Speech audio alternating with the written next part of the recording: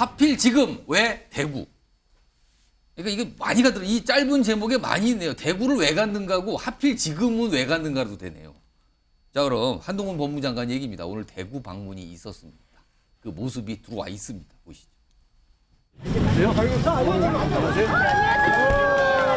한 장관님 반갑습니다. 안녕하세요. 반갑습니다. 반갑습니다. 반갑습니다. 반갑습니다. 예. 제가 대구에 두 번째 왔는데요. 저는 평소에 대구 시민들을 대단히 깊이 존경해 왔습니다. 네, 감사합니다. 안녕하세요. 안녕하세요. 우리 스마일 센터가 주치를 해주셨으면 좋겠습니다. 해주실 거죠?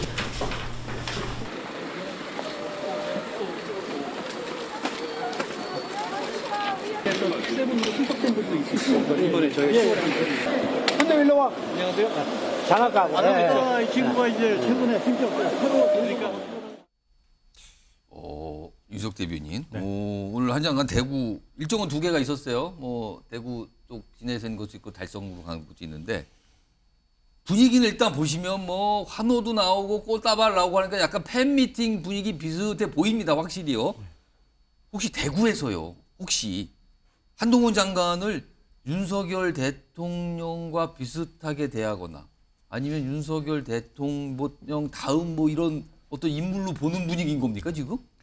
뭐 충분히 그런 해석이 가능하죠. 일단 우리나라는 대통령 단임제 국가예요. 예. 윤석열 대통령이 다음 대통령 선거에 나오지 않습니다. 예. 그렇다면 어느 한 분이 대통령에 당선되는 그 순간부터 그 소속 정당은 다음 대선을 준비하는 게 숙명입니다. 예. 그런 차원에서 윤 대통령 임기가 한 3분의 1 정도 갔죠. 저희 당 입장에서는 전국적인 인지도를 가지고 또 영향력을 가진 대선 후보감들이 많아질수록 좋은 거예요. 물론 한동훈 장관 지금 저희 당에 뭐 입당한 것도 아니고. 근데 지금 그렇게 보면 대구 시민들과 막 카메라 셀카 찍고 꽃다발 받고 환호성 듣고 이러거든요, 확실히 네. 지금. 저 모습은 막을 수가 없는 거죠. 아, 대구 시민들이 저렇게 생각하는 거예요. 언론은 거기에 따라서 국민들의 관심이 모이는 곳에 포커스를 맞추는 것이고 예. 그래서 어제도 보면 한동훈 장관의 배우자가 어떤 행사에 나온 것도 한 언론에서 보도를 하지 않았습니까? 예. 한동훈 장관이 뭐 제보를 한 건 아니잖아요. 그것에 예. 대해서.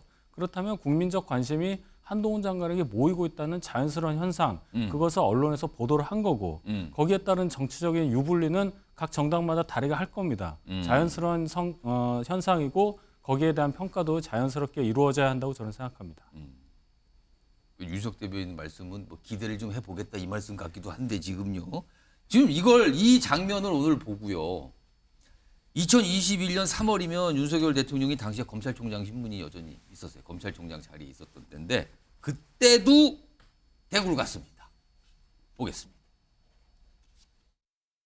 또 제가 몇 년 전에 어려웠던 시기에 저를 또 따뜻하게 품어줬던 이 고장입니다. 그래서 떠나고 5년 만에 왔더니 정말 이 감회가 특별하고 뭐 고향에 온 것 같은 그런 느낌입니다.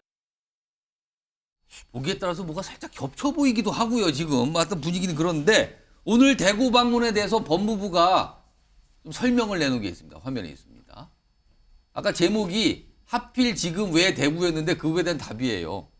법무부 공식 일정 방문한 겁니다. 그리고 원래 정책 행보예요. 그러면서 두 가지 일정이죠. 강력범죄 피해자 지원 현장 방문을 해서 대구 간 거고요. 그리고 달성은 산업단지 방문 간 겁니다. 거기 보면 외국인 비자 문제 있잖아요. 이런 거 들어간 거예요. 라는 게 법무부의 오늘 공식 설명이었습니다.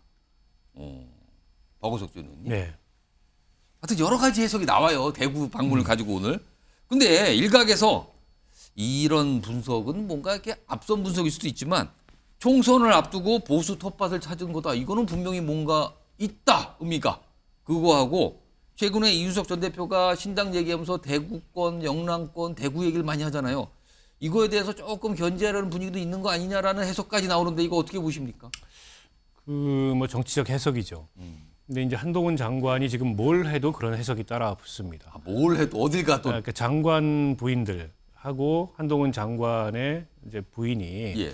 봉사활동을 하는 장면이 잡혔는데. 촉십자 봉사활동이란 말이에요. 예. 근데 물론 이제 처음 그 언론에 사진이 노출이 됐어요. 그래서 관심을 더 집중시킨 측면이 있지만 저기에 대해서도 이제 정치적 해석이 나오는 거 아니야. 부인이 먼저 어쨌든 정치 활동을 대비해서 저런 활동에 나서는 거 아니냐. 미리 뭔가 준비하고 마음 먹은 거 아니냐 이거죠. 그러니까 그만큼 지금 이 여권의 그 다음 총선의 기대주로서 한동훈 장관이 뭐 당내뿐만이 아니라 당 밖에서도 주목을 받고 있고 예. 일종의 이제 한동훈 역할론이 나오기 때문에 이런 정치적 해석이 다양하게 나온다고 보고요.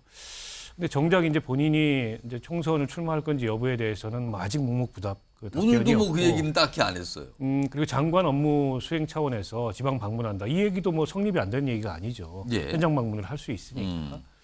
결국 이제 본인이 정치를 할 거면 그 결심을 하고 그 의사를 밝힌 다음부터 이제 한동훈 장관의 정치가 시작되는 거라고 보고 일각에서는 뭐 다음 총선의 선대위원장이든 뭐 이준석 전 대표는 비대위원장 설까지 얘기를 했는데 그건 조금 현실성이 좀 떨어진다고 보고요. 예. 어쨌든 다음 총선에 뭔가 필승 카드로 등장을 할 거다 이런 관측들이 있고 그런 요구도 여당 내에 있는데 근데 이제 한동훈 장관에 대한 주목, 지지 이런 걸 보면 예. 지지층이 지지하는 거예요. 아, 지지층이 지지를 하는 거다? 근데 한동훈 장관이 확장성이 있느냐 이거는 물음표가 아, 있습니다. 대구? 아, 대구. 때문에 총선에 등판한다고 했을 때는 예. 지지층의 지지는 물론 이제 당연한 전제고 거기다 플러스 알파 이를테면 수도권 선거 같은데 확장성을 가져올 수 있는 필승 카드냐 예. 검증된 바가 없죠. 그건 여전히 저는 물음표로 남아 있다고 봅니다.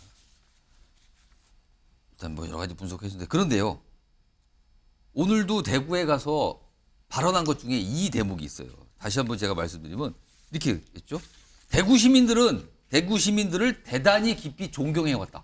존경한다고 그랬거든. 근데 한동훈 장관이 이 존경한다는 얘기를 꺼낸 게 이번이 처음이 아니에요.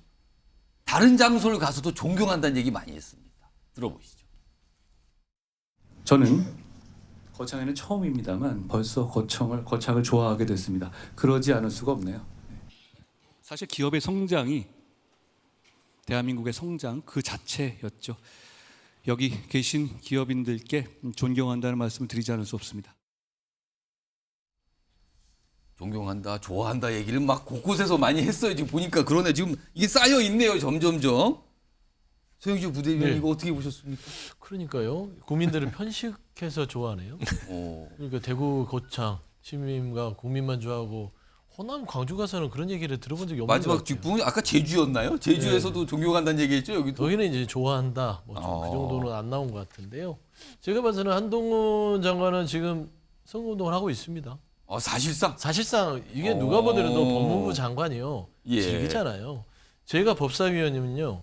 이 대구 일정이 언제 잡혔는지 자료를 할 것 같아요. 이거 언제 잡았는가? 그렇습니다. 뭐 이게 뭐 공식 일정이고 뭐 이준석 전 대표의 뭐 대구 방문이나 뭐 이런 부분들에 있어서 관여 없이 예. 그냥 법무부 장관의 일상 일정이라고 얘기를 하지만 전 틀림없이 이 일정은 바로 잡았어요. 예를 들어서 연초부터 잡아놨으면 별 얘기가 없지만 별일 없지만 저는 직전에 자료 잡았다. 구하면 틀림없이 자료를 안 주겠지만 이거는 또 안 주겠다고. 틀림없이 대통령실과 교감을 해서 충분히 가서 TK에 흔들리는 민심을 이준석도 잡고 당신도 한 장관도 가서 좀 대구 민심을 예. 좀 이렇게 오랜만에 가서 이제 몸을 좀 풀어봐.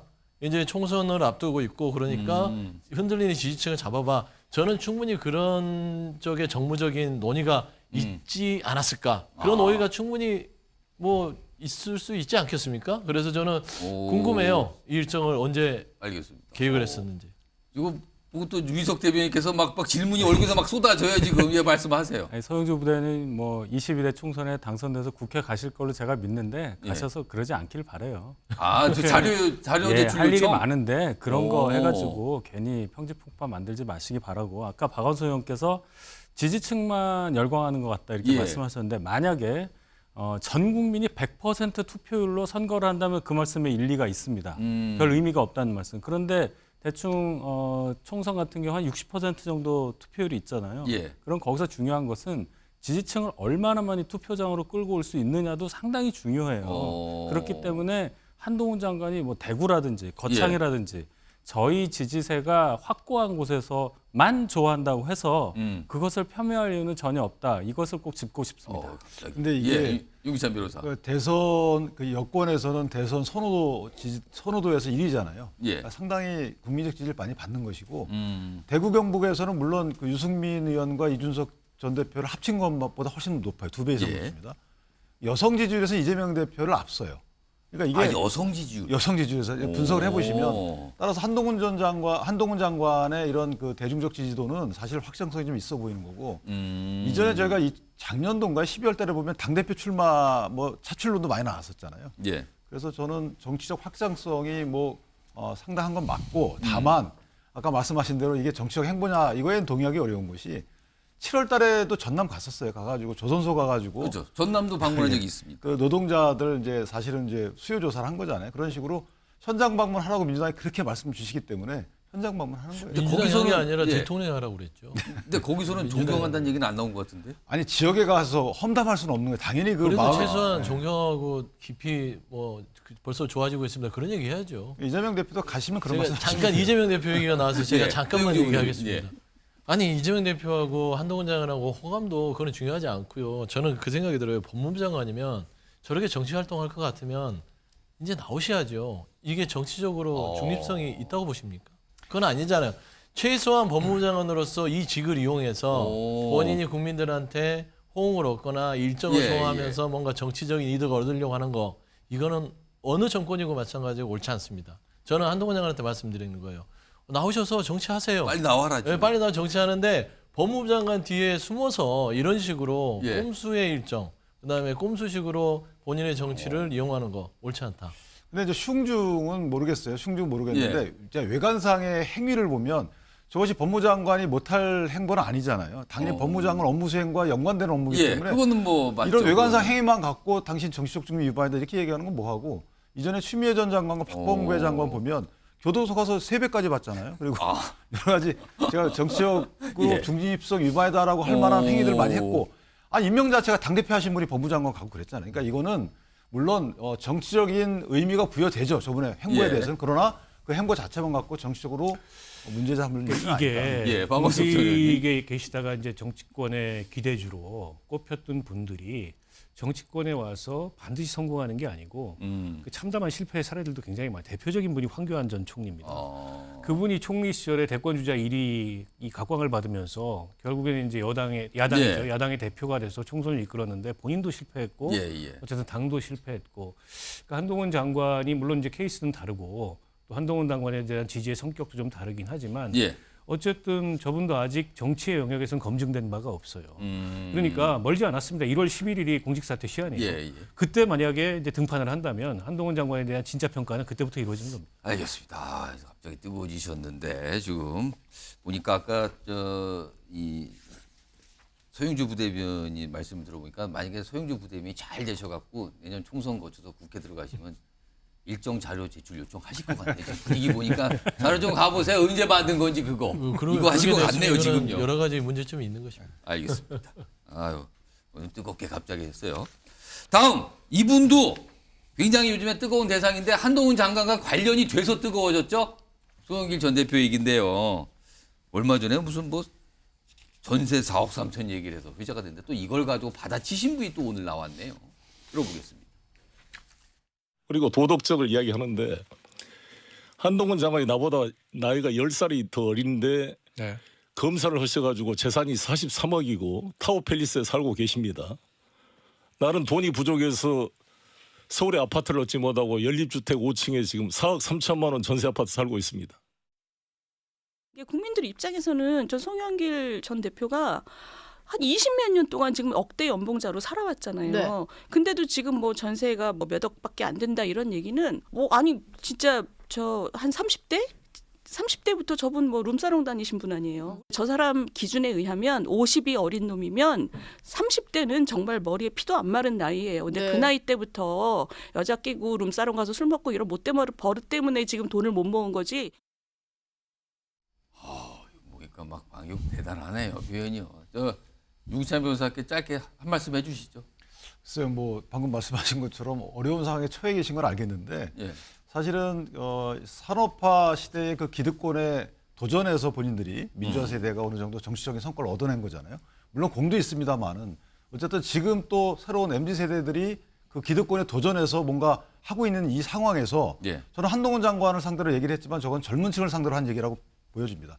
본인의 인식이 젊은 층, 청년 세대에 대해서 저런 인식을 갖고 있다. 기득권을 지키기 위해서는 저는 비합리적인 말씀도 하신다라는 생각이 들어서 인식이 그냥 나온 게 아니길 저는 그렇게 바랍니다. 본인이 실수하셨길 바랍니다. 알겠습니다. 연인 좀 회자가 되고 있습니다.